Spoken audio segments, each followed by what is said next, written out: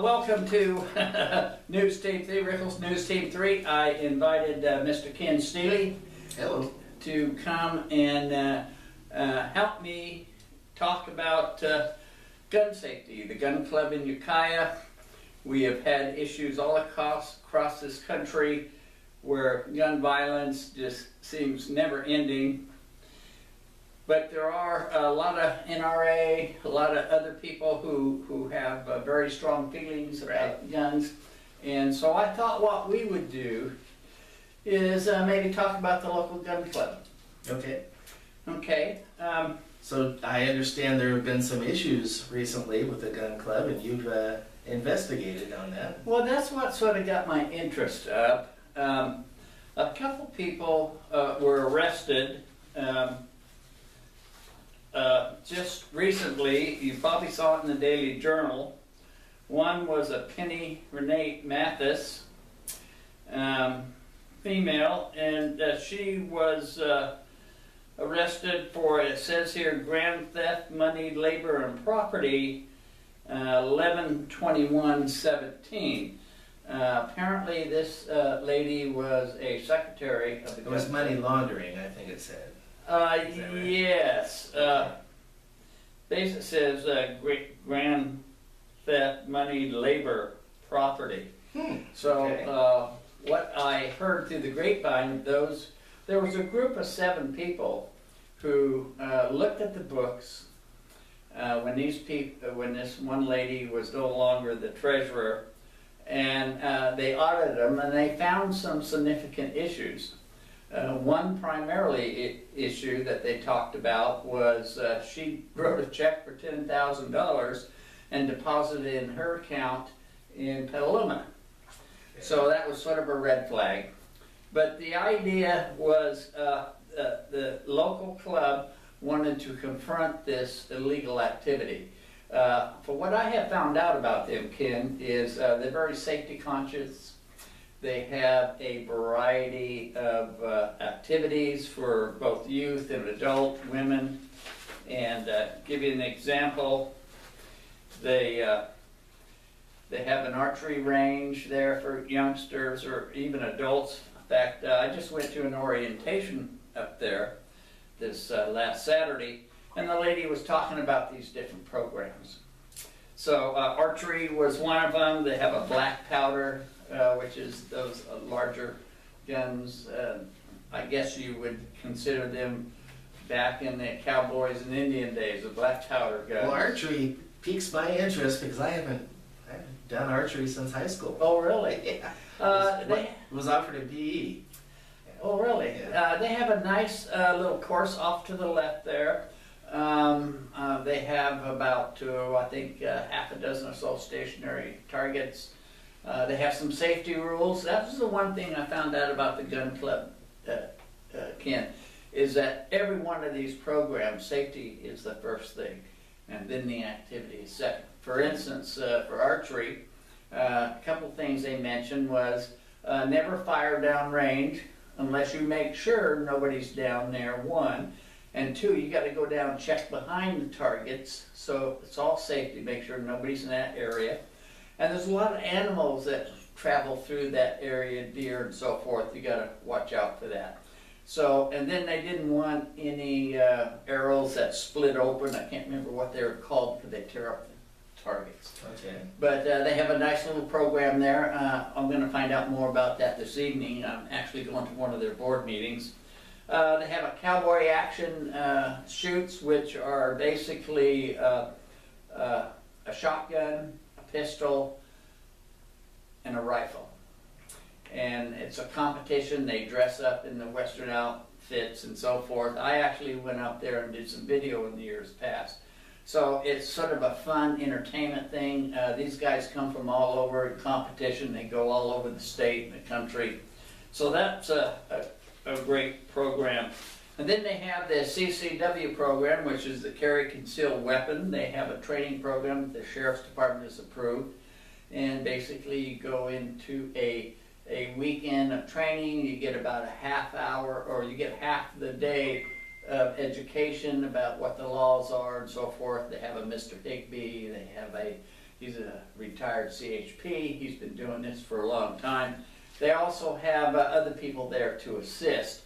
And then in the afternoon, the whole emphasis of the CCW program is to make sure that you know how to handle your weapon, what safety issues, your marksmanship and so forth. So if you complete that process and get certified, then you submit your application to the Sheriff's Department, and they do an interview, and eventually the sheriff calls you and tells you you have one.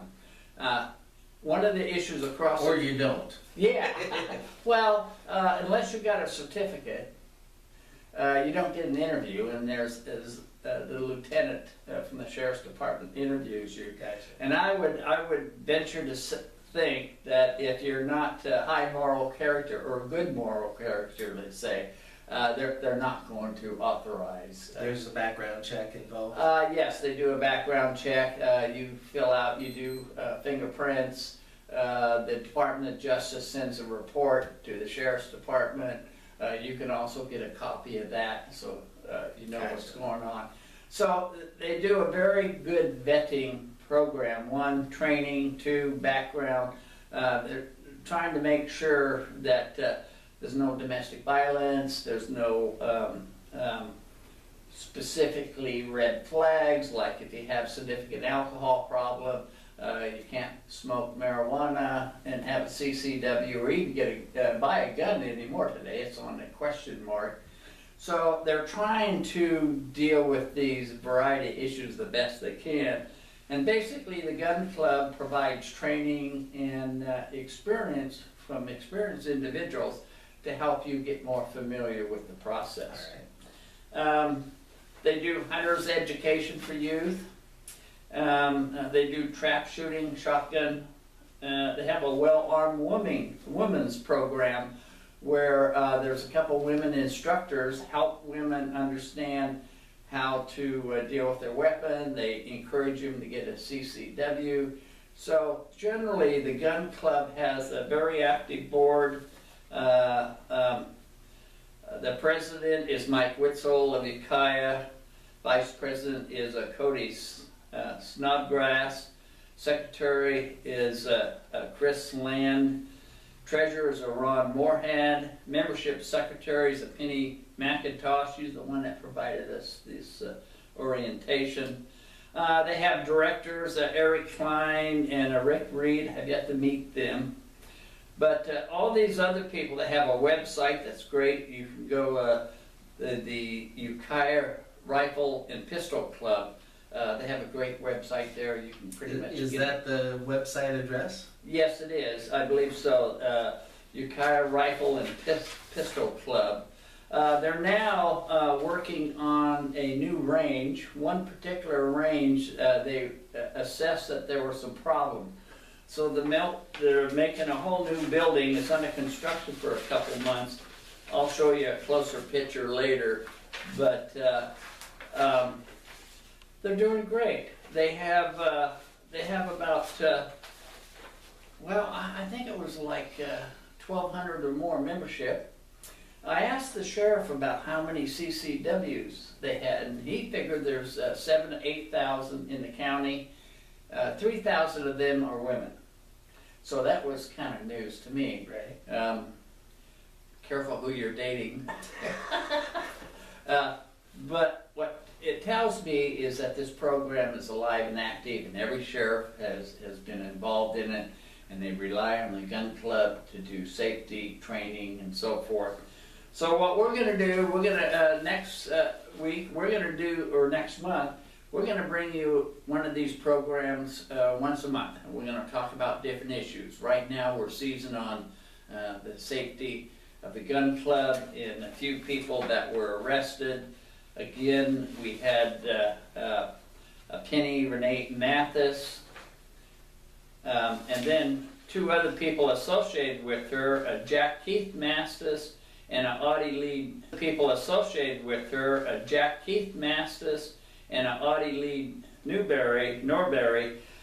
Both of them, well, for instance, Mr. Mathis, Jack Keith, his charges were possession of an assault weapon. Apparently, you can't have an automatic assault weapon, and that was the issue when they served search warrants. The other individual also has possession of any assault weapon. So I don't quite understand. They're both felonies. They're both in the process now.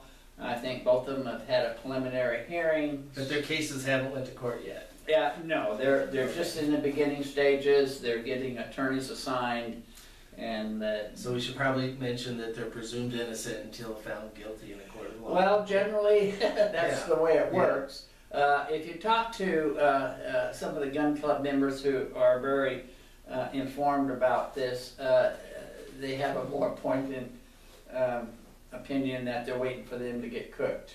Oh, I can imagine. Yeah. But they have to go through the process. Right. I mean, the Due process of law. That's it.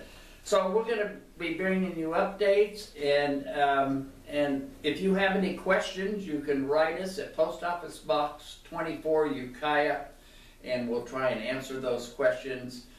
Jimmy Rickel, News Team 3. Again, Ken Steely, I want to thank you for coming in. You didn't ask that many questions, but I just kind of got going. We're going to talk about some of Ken's programs. He's doing a news effort also, and we'll cover that at a later date, but he has a variety of posts. What sites do you have? They're on Facebook, and several of them.